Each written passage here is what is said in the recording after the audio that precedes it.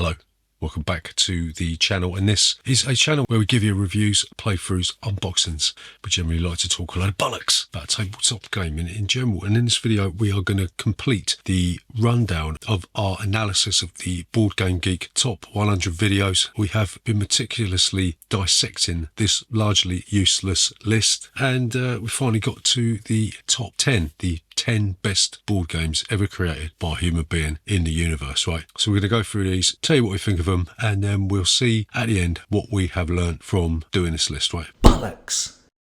So number 10 on this list is Star Wars Rebellion. This is a 2 to 4 player game. Well, it says it on the box, right? Really, it's like a 2-player game. One of you is going to take the role of the Empire, and the other one is going to take the role of the Rebel Alliance. This is like a hidden movement game at its core. The Empire is going to be looking for the Rebel base, and the Rebels are going to secretly place their base somewhere in the known Star Wars universe, and you'll be building ships, trying to defend the Rebel base. The Empire will be moving around. They're a little bit stronger, so they get the upper hand to start with. And if the Empire finds the Rebel base, they win. If the Rebels survive, then they win, right? It's all right. I'm not really a massive fan of this. I like the fact that you can take control of the primary Star Wars characters when Star Wars was actually a franchise worth looking at, right? You know, back in the days of Star Wars 1, 2 and 3. None of this sequel, prequel, Disney-fied shite that they are feeding your sponge brain these days. So yeah, it's all right. I don't mind this too much, but I'd rather play something else, to be honest with you. So number 9 is another game based on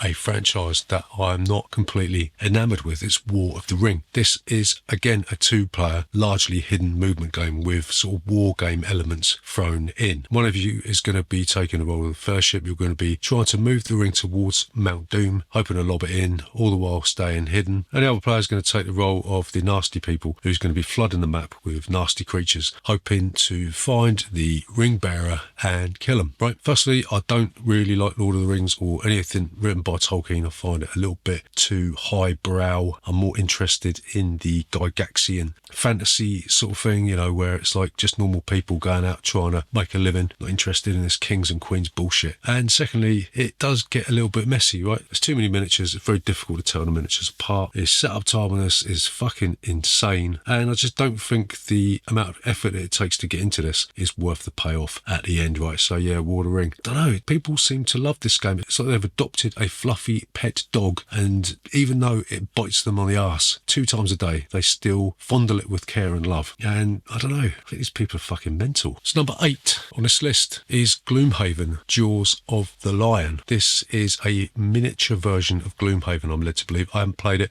so I'm not really sure. Instead of putting loads of tiles together and making all these dungeons, it comes in a map book. You'll be using the book as the game board, essentially. Still got legacy elements, and I just haven't been bothered to pick this up because obviously you need the same players each week to make the most of it, right? I suppose I could play it solo, but I just can't be bothered to work my way through these campaign games that are largely the same all the way through. Maybe I'll pick it up one day, but I've got more important fish to fry, as you can see behind me. And to be honest with you, Gloomhaven Jaws of the Lion just doesn't strike me as being as good as what people say it is, yeah? So number 7 on this list is a game that took advantage of the reimagining of Dune, right? The movie that everyone thought was fucking amazing, but I thought wasn't that great. I preferred the original David Lynch one. Actually, I preferred the Spice Diver Redux version. If you haven't seen it, go and find it, yeah, because it makes the original movie actually watchable, right? But anyway, Dune Imperium is a deck building game with worker placement elements thrown in for good measure. Component quality is questionable in this, right? It's a bit of a downer. The board looks like a puddle of child sick, and the card quality is not that great, and it's just uninspiring, right? However, the gameplay is actually really interesting, right? One of the things we like about it is that you are building your deck of cards, and you can use the cards to play in front of you for actions, right? But the cards that you keep back, usually the more powerful cards that would stand you in good stead for when you play them, you can use them at the end of the round when you pass to do other more powerful stuff, right? So this decision, do you want shit now, or do you want to take advantage of it later, hoping that the stuff that you want is still there? It's got a little bit of a weak war game system where you just pile units and then see who's got the most most strength and all that. It's pretty weak. It merges deck building and worker placement really, really well, and pretty good. Number 6 on this list is a game called Terraforming Mars. This makes people's penises stand up on end, but it doesn't really do that for me. I didn't like this game at all when I first played it. I thought that the artwork was shit because it just seemed to be pulled off of some clip art website, and I just thought that the deck was too big. Where you're just drawing random cards, sometimes you wouldn't get the cards that you needed, right? Sometimes it's very difficult to actually build the cards that you had in your hand because you need other cards that are going to complement, right? But the more you play this game, the more it seems to open up. Don't know if I'm just suffering from some sort of bogus malaise, but threw in the Prelude expansion and the Venus Next expansion, and the game is actually quite good now, yeah. Not saying it's amazing. I don't think it's as good as what people say it is, yeah. But I like it a little bit, quite a bit, not a lot. So the next game, where are we, mate? Number 5, the 5th best game ever made by a human being is Twilight Imperium 4th edition. I absolutely adore this game. Don't really get to play it as much as I want to. I'd like to play it a lot more, but we play it once, maybe twice a year. We get everyone round and we play with the Prophecy of Kings expansion and everything thrown in, and we have an absolute blast. It's like an event game for us. Lasts usually for about 8 to 10 hours, and the day flies by. It tells a fantastic story. There's always something that's going to happen that makes you raise your eyebrows. It's just a vast, huge behemoth of a game that at its core is actually quite simple to play. It's just a bit tricky to remember all of the different things that you can do with the stuff that's in front of you, right? So yeah, Twilight Imperium, I don't know, a lot of people bash this game. They say it's overrated, it's just a mishmash of other games. Yeah, maybe it is. Maybe it has stolen stuff from Puerto Rico. Maybe it is just a move attack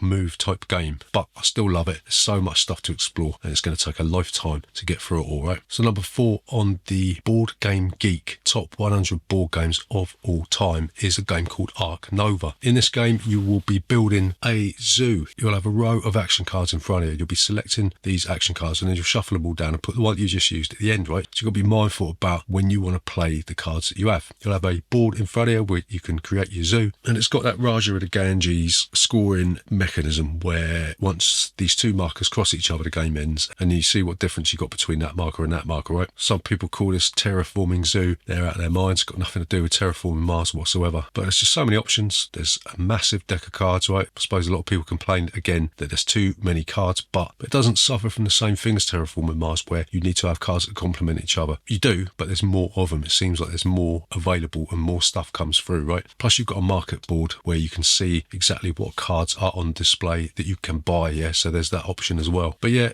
believe the hype. Ark Nova is a fantastic experience. I just wish it would play up to more players. 4 is not enough for our group, so we don't really get to play it as much as I want to. But yeah, there's a new expansion coming out, something to do with dolphins and shit like that. So we'll be picking that up, no doubt about it. And it's well worth its space at number 4 on the nasty little website's top 100 board games, isn't it? So number 3 on the Board Game Geek top 100 games of all time is one of the most overrated games that we have played. I'm not saying it's crap. I actually do like it, but I think it's way overhyped, right? It's Gloomhaven, yeah? This is a game where there's about 100 different scenarios where you basically be taking a band of adventurers into a dungeon, bashing out a few monsters, getting some rewards when you go back to Gloomhaven. You'll be pulling a few cards out, tell you a little bit of a story, and then you'll go back, you'll do it again, rinse, wash, repeat 100 times, and then you'll go, wow, that was great, wasn't it? We haven't played all the way through Gloomhaven. We played enough to come to an understanding that it's a pain in the arse to set up. I hate digging this out because you've got to rummage around and pick out all these tiles, arrange them, and then put stuff out and put it all back together again. The leveling up system's pretty good. The fact that your character can die or retire and then you have to spawn a new character, but the narrative continues underneath that change, yes, that's quite clever. But I don't know, I'm sort of sick to death of fucking Gloomhaven now, yeah? Sick to death of the controversies. I'm sick to death of the fact you've got this Gloomhaven event fucking carnival bullshit, just trying to sell you the same shit again. I mean, for fuck's sake, just trying to sell you the same type of shit again and again and again. So yeah, Gloomhaven can just fuck off now because, you know, it's like eating fucking porridge every day of the week for fucking 10 months, isn't it? Number 2 on this list is a game that we've got but we haven't played because, yes, again, you need the same players each week to play it, and we can't really do that. I'm saving it for my retirement when everybody has not got a job or any responsibilities and we can just burn through it in a week. Yeah, it's Pandemic Legacy Season 1. The original Pandemic was alright. I mean, we haven't played this, so I can only go on that. And that game with some legacy bits and pieces where you're going to be able adding shit to the board and ripping stuff up. Sounds really intriguing. Can't really tell you much about it. Is it really worth being number 2 on this list? Tell me in the comments below if you've played it, but don't spoil it for me, yeah? Because I will just have to find out where you live and send a big truck of fucking manure around, or maybe even the Triad, yeah? Because I've got their number on speed dial, yes, so just be fucking careful. So number 1, the big cheese here, the best game ever made by a human being on planet Earth and beyond, is Brass fucking Birmingham. I mean, yeah, right. I like it. It's fantastic. I like it. But number 1, good grief, no way. It basically takes the idea of porno brass and chucks beer into it, right? Plus a few extra bits and pieces, yeah? It's largely the same game as Brass Lancashire with a few knobs on. It's like you put a cock ring on someone's knob just to make it look bigger. So yeah, I do like it. I like playing this game. It's got a wealth of strategy, loads of different routes to victory. It's deep, it's immersive. It looks the dog's fucking bollocks, right? It looks absolutely fantastic. But number 1, I don't know, it just shows you what a pile of shit this list is, yeah? A game about fucking Birmingham is regarded as the best game ever made, yeah? So, nah, that's a bit weird, isn't it? So there you go. That concludes our rather excruciatingly painful journey through the top 100 board games of all time, right? So what did we learn from this list? Well, you learned that I've got a fucking boring voice for starters, but you also learned that I have the endurance of a Herculean Yeti. First things first, there's too many new games on this list, right? Last time I looked at this, I think Twilight Struggle was number 1. It had been there for fucking ages. It's dropped right down. I don't know where it is. Where is it? Not in the 20s or 30s. And some of the games that were number 1 aren't even in the top 100, are they? I don't think so. So yeah, people like new games. This list has been skewed by Kickstarter bullshit. People spend hundreds of pounds on their Kickstarter toys in order to justify their guilt trip from not feeding their kids, or asking people to loan them money to fix their cars because they've spunked it all out of the wall on Kickstarter games. They rank this game really highly so they can sleep well at night. And thirdly, there's too many iterations of the same fucking game. I mean, do we really need 3 bloody pandemic games on this fucking list? Do we really need 3 different versions of Gloomhaven on this list? All right, okay, Frosthaven, but it's like Gloomhaven. It's been thrown into a snowman. I wager we do not need that sort of bullshit. So it signals to me that the board gaming industry is trying to fleece you for your money, and you're lapping it up because you're stupid. So my advice to you is don't be stupid, and don't pay attention to this stupid website's stupid list. That's all I've got to say on the matter. So we'll see you next Tuesday.